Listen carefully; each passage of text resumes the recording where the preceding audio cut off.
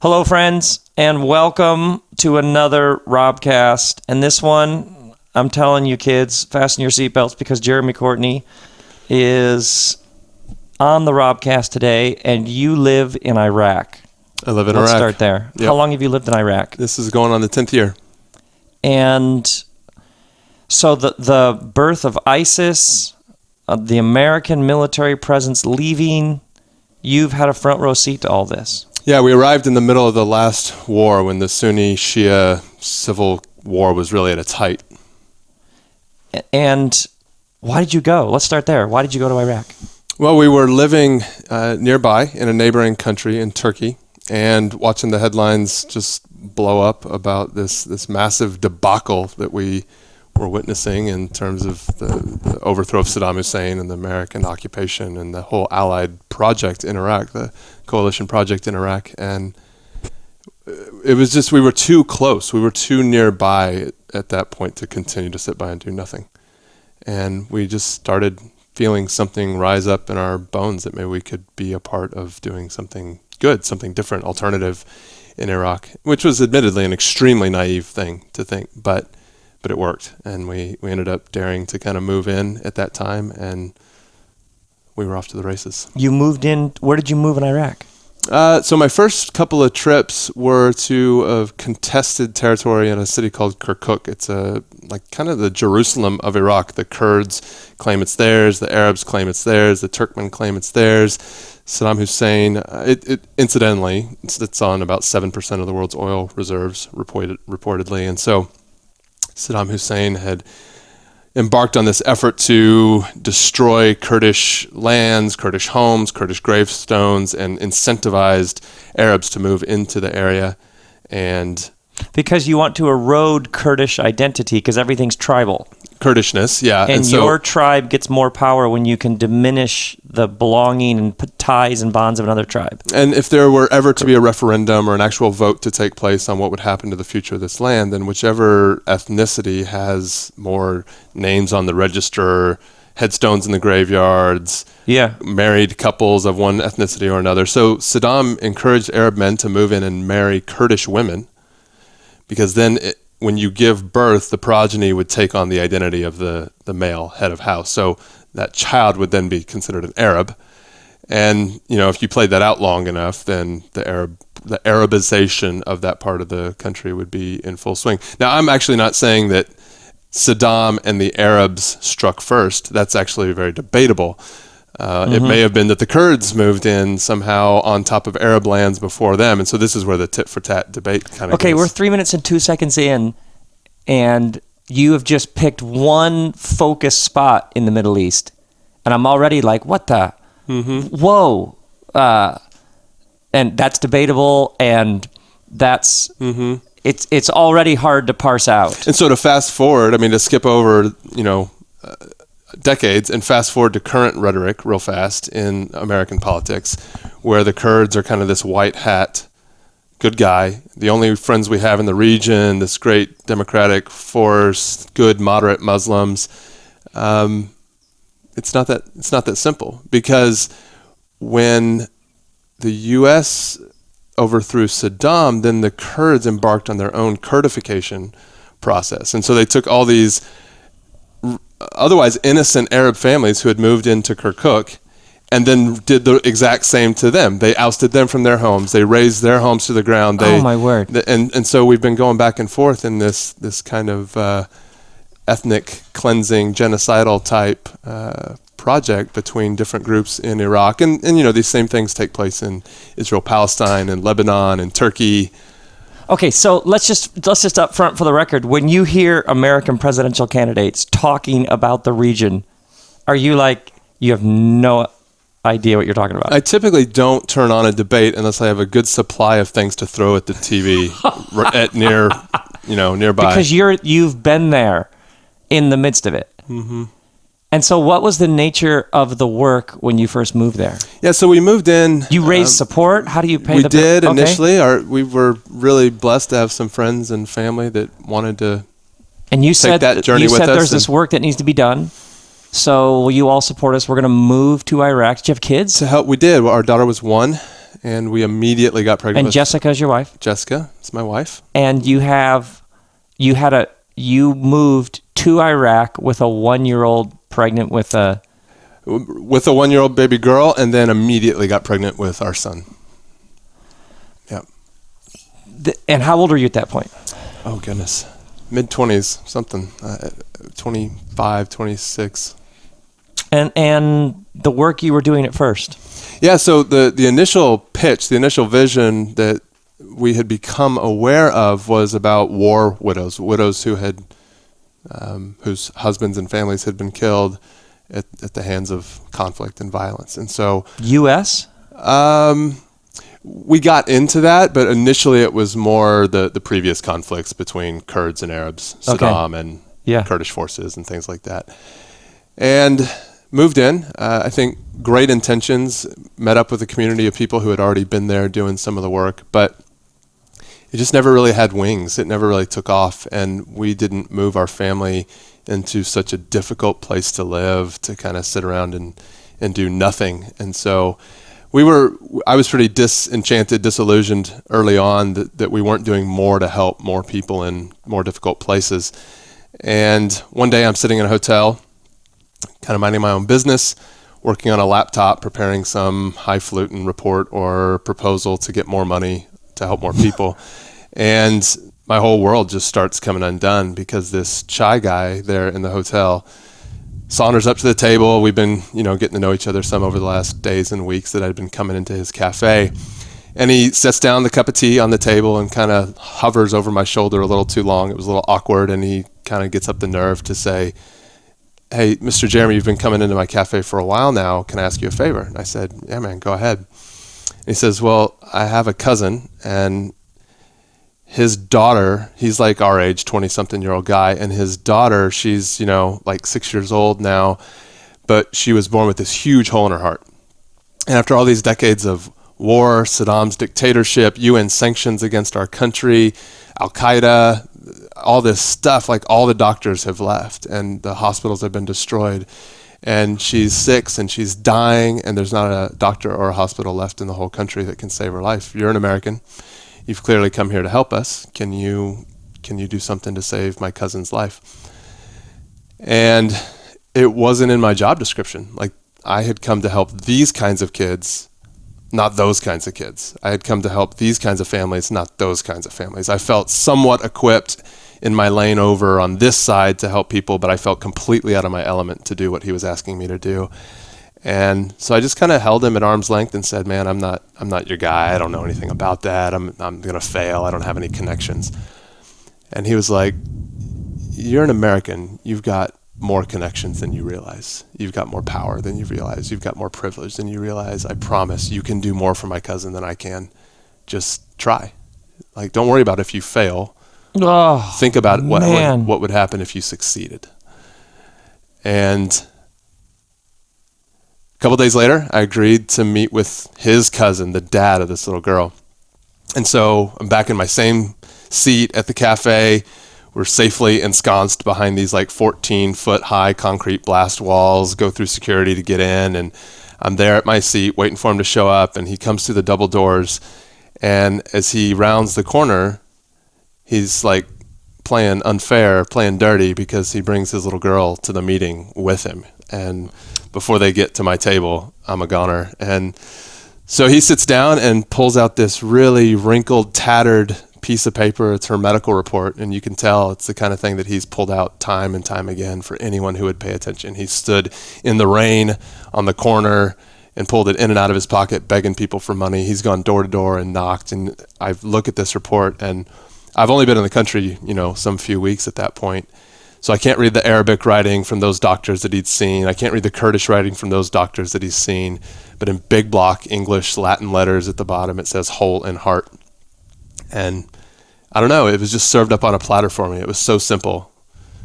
Whatever this complex heart problem was, it was really simplified for me. And it seemed like maybe she just needed her hole to be patched up or something, like simple plumbing. And so I agreed to take the report, call a few friends, believing I would fail miserably. You're in your mid-20s. You're a white bald guy in a button down in Iraq, and you say to this guy, I'm going to try to help your daughter. Mm-hmm. And I promised him I would fail because I was really tired of seeing American do-gooders like me come in and promise the moon, promise some community that we were going to transform something. We were going to make an investment in your community. We're going to bring democracy. We're going to bring peace. I didn't want to give one more set of failed promises. And so I promised him, I will fail you, but I will try. And like the second phone call I made, the person on the other end of the line goes, oh yeah, we know all about that. We'll help you. Just bring it on over. And that unleashed this just something beautiful in the world where we helped this one little girl, and word must have made it back to her doctor, and word must have made it back to their other cousin who had some heart defect, and word made it across the street to the other neighbor whose kid had a heart defect, and people just started coming out of the woodwork because suddenly this community of people for whom there was no hope at all in the middle of this conflict, now suddenly someone's arrived on the scene who's stupid enough to think that something can be done about it. And we start sending these kids to these life-saving heart surgeries, and it's transformed our lives as much as it's transformed the thousands of them that we've been able to help. And are there, like your neighbors, there aren't other Americans with young kids wherever in your neighborhood? In our city, we had some other American friends, who had young kids. Who were making a go of it in Iraq. Yeah, doing various things. Obviously conflict brings out contractors and aid worker types. Yep. But there were people seeking to start businesses as well and contribute to society through business efforts. There's oil and gas people always hanging around places like that. And then when do you first hear about ISIS? Yeah, so ISIS has been a reality in our lives and the lives of our friends for much, much longer than the U.S. has been talking about it. ISIS is really Al-Qaeda 2.0 in many ways. So Al-Qaeda in Iraq certainly has been a part of our life for the entire time that we've been in Iraq. And known Al-Qaeda operatives in your neighborhood that you see driving around? Like how does it manifest itself in everyday life in Iraq? I wouldn't say known in our neighborhood, but we have had cells, Al-Qaeda and ISIS cells captured in our neighborhood. We've had bomb plots and things like that disrupted. We've had people that might be more adequately or rightly characterized as sympathizers, maybe troublemakers in the vein of an ISIS or an Al-Qaeda, but not fully somehow in the system. Yeah, activated or whatever. Yeah. So ISIS begins as, that's Al-Qaeda 2.0. They're better on Twitter or whatever it is. And then what happens? Yeah, so this heart surgery work ended up taking us all over the country. What started in one little hotel with one little girl ended up catching the attention of First Lady, Vice President, governors all across the country, and then soon international media, Al Jazeera and CNN and things like this. And it expanded our scope of influence and capacity to respond all across Iraq. And so we ended up being the first team to ever go into Fallujah without guns, the first Americans to ever show up in Fallujah without guns. What was that? You just drove in? I went in a taxi in the middle of the night. Yeah. You went in a taxi in the middle of the night into Fallujah with no guards and no guns. To kind of scope out the situation, and because they had... So one of the things that I've kind of glossed over here is the claims of Iraqis that this massive spike in birth defects across the country is a result of two or three main things. One, Saddam's usage of chemical weapons against his own people. This has created a massive genetic permutation in the population that has led to years and years of birth defects, especially among those who were exposed to sulfur mustard gas. Which he did on numerous occasions. Yes. Yeah. Whoa. Then coming on the heels of that, after Saddam invaded Kuwait, the UN imposed the most violent sanctions regime ever imposed on a country, blockaded food, all kinds of dual-use products. So anything that could be said, Saddam's military might make use of this, therefore it cannot enter the country, was blocked. Now, a military is nothing but a microcosm of greater society. So so anything really was on the table, eggs and baby powder and all this. Got it. So you're like, oh, you can make a bomb out of that. You're like, no, you just use it to wash clothes. But that became the criteria with which you can't let that into Iraq. Yep. So everyday people are unable to get the most basic stuff. Screwdrivers, wrenches, tires. And it was very strategic. The desire of the UN, led by the United States, was to cause Saddam's military to cannibalize itself and cannibalize greater Iraqi society. So when you can't fix your military ambulance, then you cannibalize a civilian ambulance. And when you can't fix a military water pump, then you cannibalize the city water pump, and so on and so forth, until everything gets so degraded that you're a more vulnerable target, which was fully realized in 2003 when we finally invaded. We had just basic infrastructure, fire trucks, basic infrastructure is gone. And the fallout, or the upshot of it all, was what some U.S. officials and international officials called an infanticide, that what we had embarked on in Iraq was nothing short of an infanticide, because we had strategically sanctioned and put pressure on the very points of things that would cause the most vulnerable, knowingly cause the most vulnerable to suffer, and not the most powerful, i.e. the regime.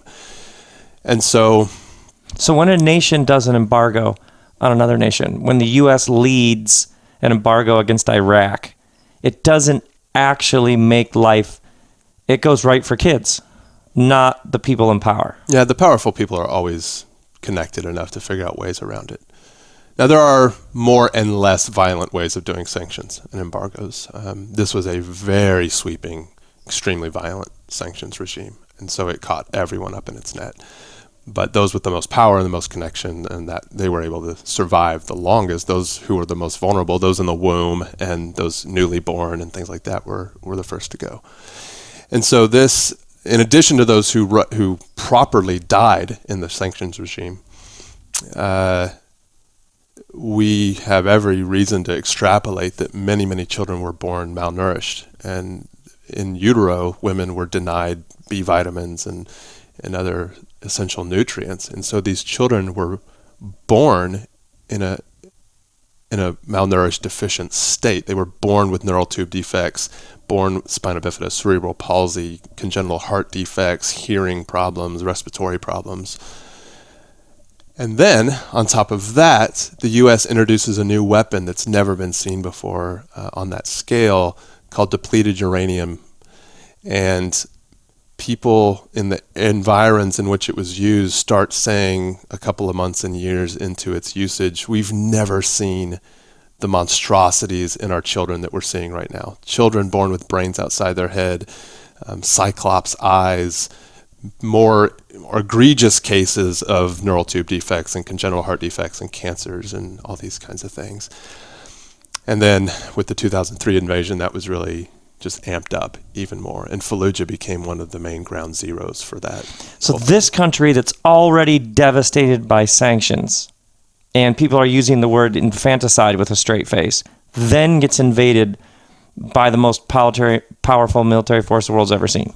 Yeah, and Iraqis have been pleading with the international community, essentially keep bombing us, fine, but use more humane weapons. Use weapons that don't create a geneticide on top of everything else. Oh. So here's the claim. Do people, I'm like, it's just boiling inside right now. I assume that you just give people a tiny piece of the story and people just must go crazy. This is just complete madness. It is. How did you... to imagine an Iraqi saying, keep bombing us, just use a substance that doesn't have radioactive properties and the chemical toxicity that depleted uranium, the waste of the uranium enrichment process has. Use some other big weapon. But the party line, I guess, as I understand it from reading and military friends, is that this depleted uranium weapon was so profoundly effective in piercing through armor and piercing through bunkers that it couldn't be abandoned. It was too effective. Casualties and fallout be damned. Now, do you have a medical Do you have any medical training background? No. So you're just learning about all this on the fly. And there's just more and more and more people who need help. And you are in a place to connect these Iraqis with these medical issues with resources and medical care. Yeah. And you're driving all around. You're in Fallujah. You're crossing into the city in the middle of the night. Are you like a calm? Are you nervous? What's your like temperament? Are you just naturally fearless? No, not at all. I mean, that's a kind of thing. This whole idea of fear and bravery is certainly on a spectrum. Yes. But I was terrified. I mean, Fallujah was the most storied, Absolutely. the most That's what they harrowing. hung the U.S. soldiers in the town square, right? Yeah, Killed them and hung them. They were private contractors. Yeah. Blackwater contractors. And you go in there to see what the needs are and how you can help? Now, to be fair, I mean, this was a couple years on. Things had calmed down, but I think, in fact, a lot of what had happened, as would come to be apparent later when ISIS really fully manifests itself, is that some of these ideas had been driven underground. So you might have said at the time that we went in that Fallujah was somehow liberated from Al-Qaeda. I mean, it was called the bomb factory because Al-Qaeda had so massively holed up there and created these underground tunnel networks and created all these suicide bombing vests and radicalized so many people, and then deployed them out from Fallujah to go into other places of Iraq and actually wreak havoc. That had been tamped down significantly by U.S. forces and U.S. troops and the surge that took place in 2006 when we arrived, after we arrived. And so it was more calm, a little more normative, but what I was fairly convinced of and what all my Arab and Muslim friends said was that Al-Qaeda was still very strong in Fallujah. They had just gone underground. And so when we showed up with an amazing medical team who, I mean, they were just amazing heroes. I lived in Iraq, so I knew the lay of the land a little bit better. But as an outsider, to just dare to come in on someone else's word that you probably wouldn't be captured and beheaded. You'll probably be able to leave here alive. Probably. Those people are the heroes. They were amazing. And they came in and opened their, the clinic at the hospital, sure, but really more than anything, they opened their hearts and their lives to these Fallujah babies and their families. And I always have believed our core message and our core conviction has always been that our real service has not been primarily the provision of healthcare or the things that we're doing now in terms of microeconomic development and clean water and that kind of stuff, but the primary service we have is this idea of loving across enemy lines. That's the revolutionary idea. Not that you would show up and merely provide humanitarian services in a place like Iraq, but that you would let love of the other, love of the enemy drive even to the hardest places like a Fallujah. And so that's what we're trying to really inspire and instill in the people of Iraq, is that this is for you too. This message that you could dare to cross your enemy lines as well. And indeed they have. I mean, they've loved us. They've welcomed us in. They've let us come into their homes when we were the enemy. They've dared to thumb their nose at Al-Qaeda and say, damn straight, we're going to have Americans in our home because they're making the world new again. At least these Americans are. So how do they think about do they think, you're a good, what is the word on the street about America? Yeah, obviously they have you. It's definitely a bittersweet. Are you the deviation? And then there's the Americans, the sanctions, and Americans are liberators and a couple of, how do they think about, and I realize it's asking, what do people in America think about politics? Yeah. You could get anything. I mean, I certainly want to be careful to not take I understand. my particular and somehow universalize it. Yeah, right. But in our experience, Iraqis are, I think it's safe to say, way better than Americans at a more nuanced view of the world and politics. So I have countless Iraqi friends, countless Iraqi sheikhs, religious leaders that I'm very tight and plugged in with, who have told me the American soldier who put his boot on my neck, even though I was a completely innocent man with my little girl at the grocery store, is not necessarily representative of his platoon. And even if the whole platoon, even if the whole platoon is like that, they're not necessarily representative of the entire U.S. military in Iraq. And the U.S. military in Iraq is not representative of the U.S. military writ large, and the U.S. military is not representative of the American people. So we should only hold the person who committed the sin against us guilty, and not hold the American citizenry. They don't paint with the same brush everybody because of this one person who and where does that distinction come? Because we would say in America, I understand what you're saying, that people would say, like, I met this one person in this country, I'll tell you what, that country's nuts. And they would say, no, I met this one person and they were nuts, but I have no idea the rest of the country. Or the other people, they would just make that distinction. Where does that come from? Well, I think, to be clear, I think there are Iraqis who exhibit that same extrapolating kind of thing that we do. But I think it comes from Islam. Fascinating. I think there's something, I couldn't cite the verse, but I think there's just something, I've seen it in enough places across enough countries now that I think there's something about Islam that teaches, where it's practiced rightly, to think of those ideas of somehow, I don't know if this is the right word, but something more like sin is individualized, not. Well, I was even thinking there's a dignity and honor to being a human being. So we begin there. And this person may have done this, but let's not rush to judgment about everybody else. Fascinating. Okay, I keep going back to ISIS. So then there's something new brewing. There's something more vicious, more beheadings. How does ISIS enter into your consciousness other than just Al-Qaeda, only meaner, nastier, and more social media savvy? Do you know what I mean? Where do you first hear ISIS? In and around Fallujah. Oh, interesting. When, I guess there's so I have a guy who was a relatively good friend at the time, who's still a friend, and I wasn't there the day this happened, but he was in a good friend of mine's house, a Muslim cleric, and there were some other Muslim clerics in the room and some tribal sheikhs in the room, and they called me later that day and said, "You'll never believe what just happened.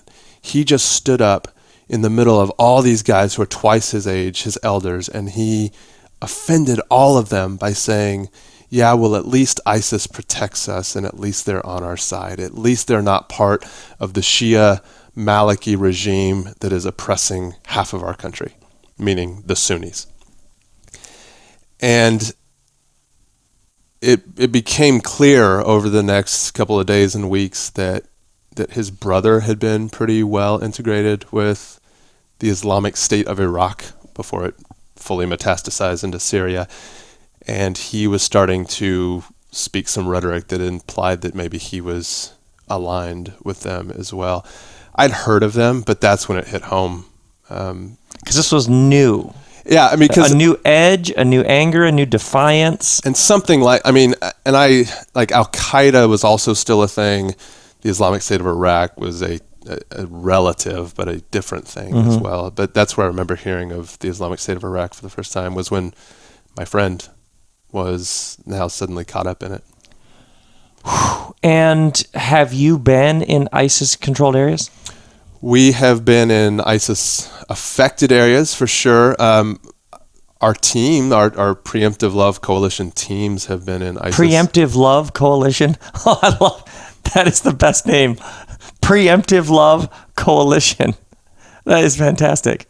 And I remember you telling me a story about the man with the loaf of bread or the car. Yeah, so Yeah, so over the summer, the Prime Minister's office reached out to a group of us and asked, he pointed to this town in the middle of the Anbar Desert surrounded by ISIS on 3 sides and said, if ISIS gets control of this one last road, the town will be completely cut off from all food, all access to the outside world. It will be yet another town that falls to ISIS, and it will be a huge blow to morale for Sunnis everywhere. It will be a huge boon for ISIS.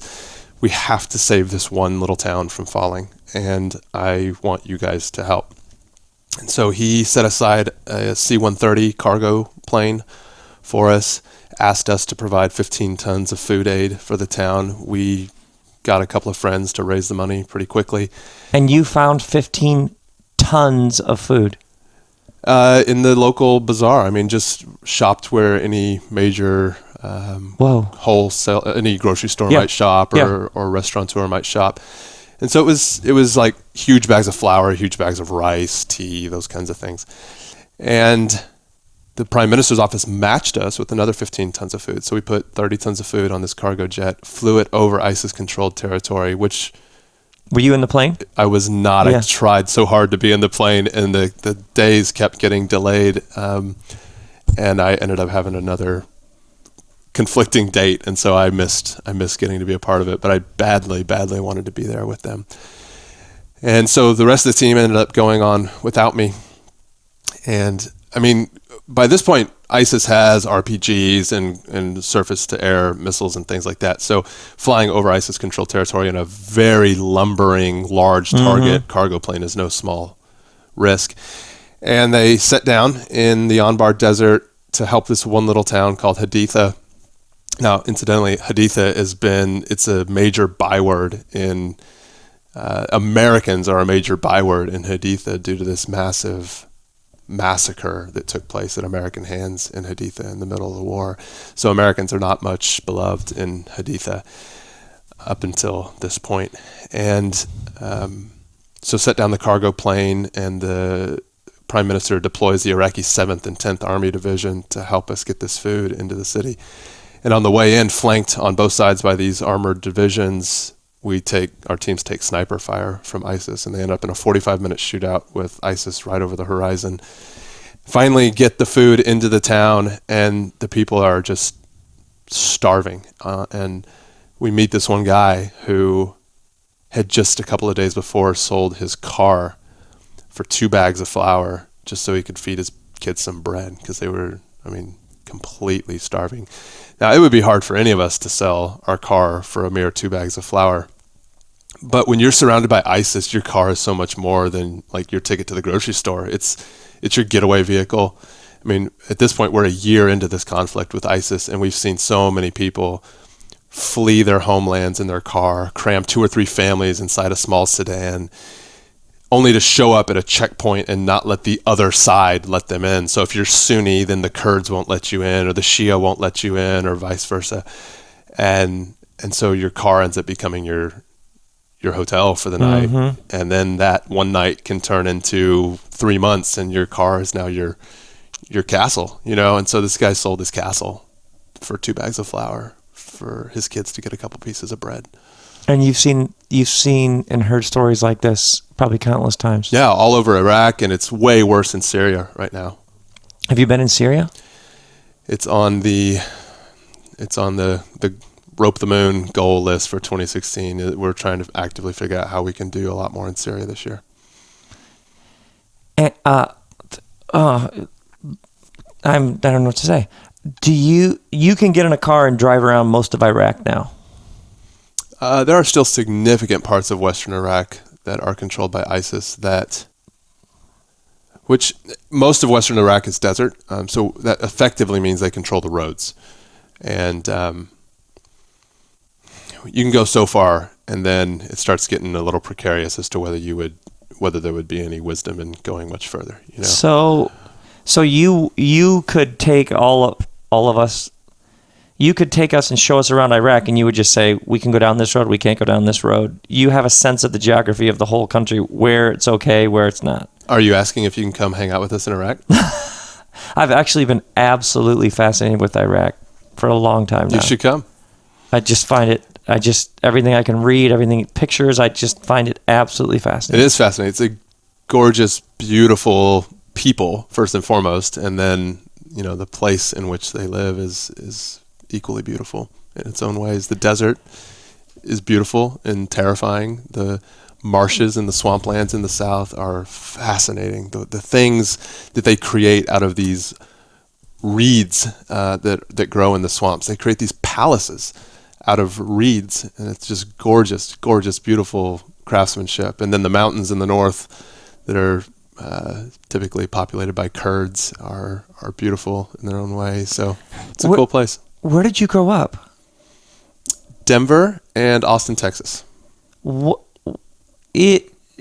there some clue in your upbringing that you would be driving around Iraq? You know what I mean?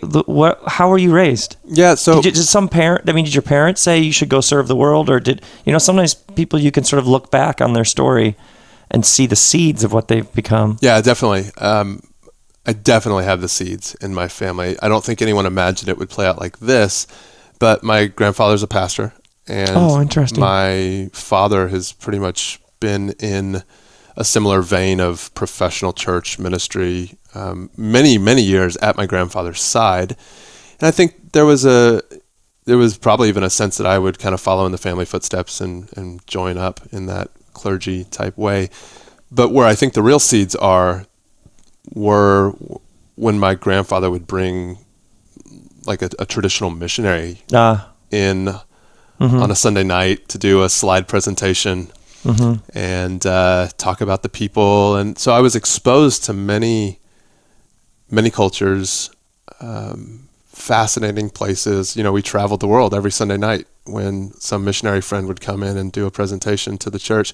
And then afterwards, we'd always go back to my grandfather's house and have some kind of leftover dinner with the missionaries. And so I think somewhere running around as a 4-year-old and a 8-year-old and a 15-year-old, that just got into me.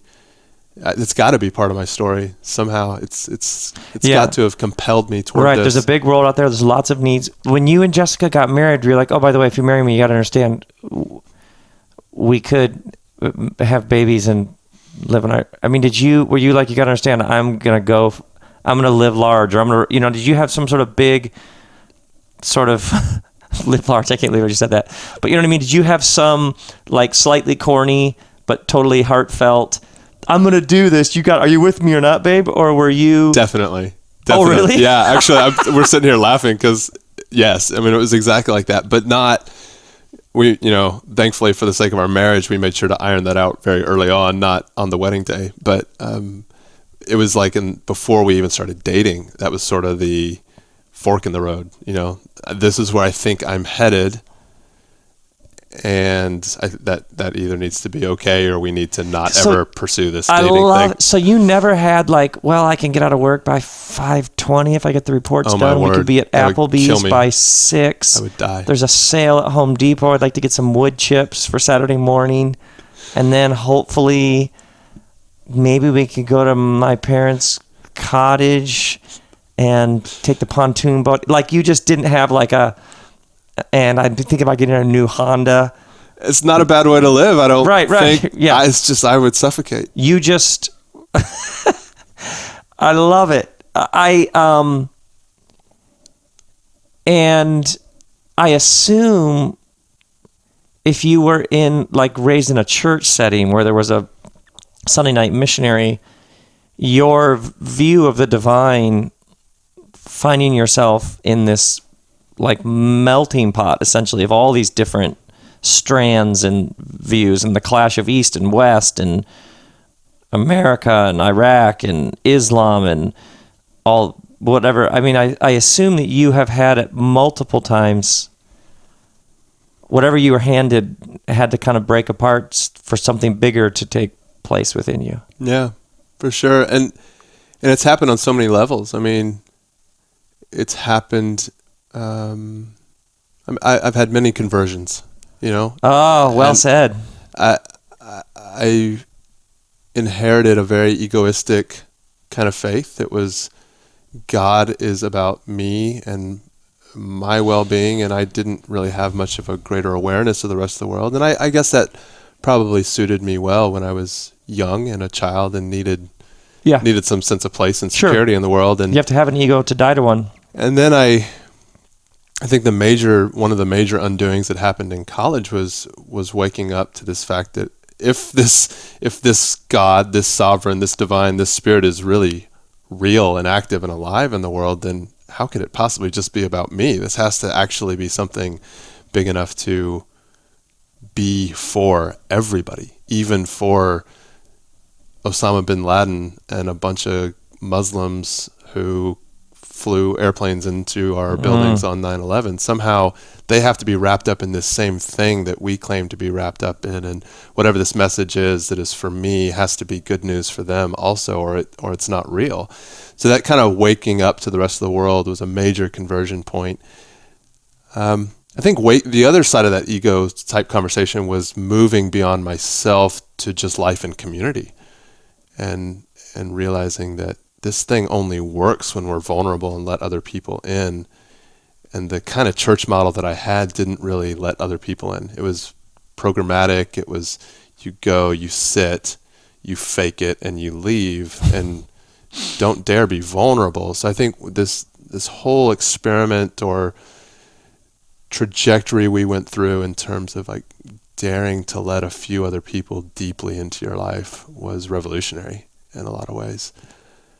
And then I had to come to terms with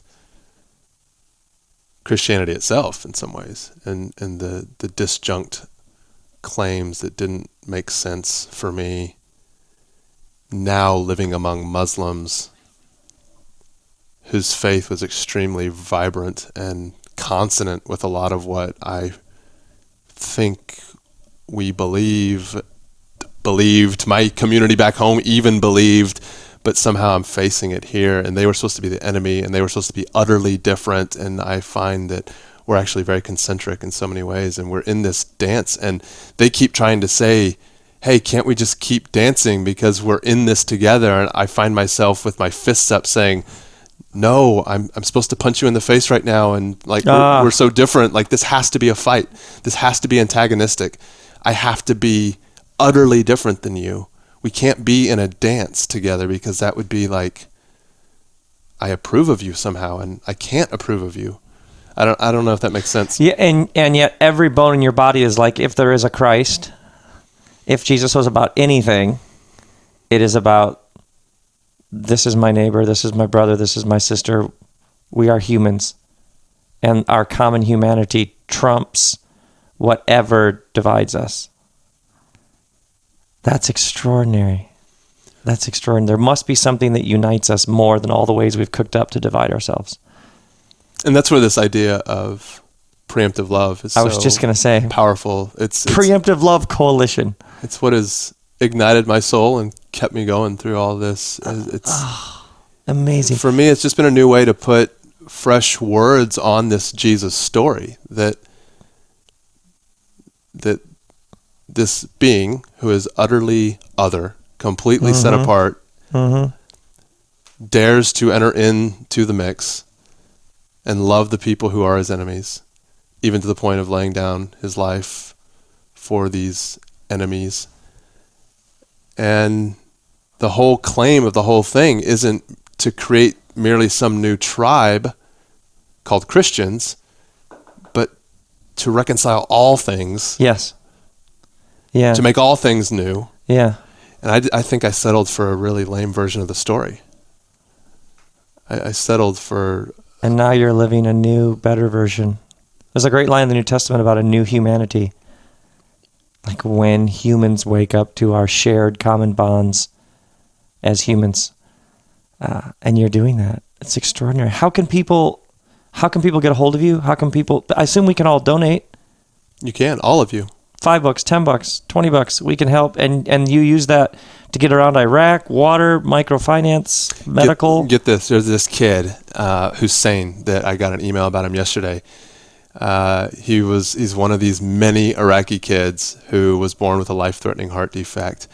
And he, because of the situation in Iraq right now, one of the common tropes still, is that even though we've been training a lot of Iraqi doctors and nurses, is that there's no way for him to get surgery inside Iraq. And so he's had this kind of, what I can only guess is like a predatory group come and offer him help to get outside the country for surgery.